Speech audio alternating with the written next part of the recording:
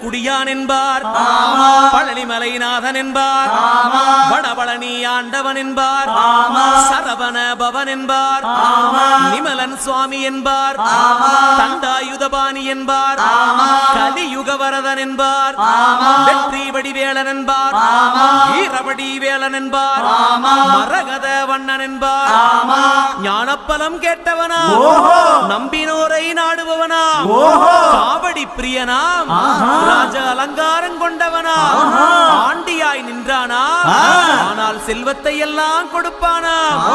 அப்படிப்பட்ட முருகனவன் ரொம்ப ரொம்ப சின்னவனா சுவாமி. சின்ன சின்ன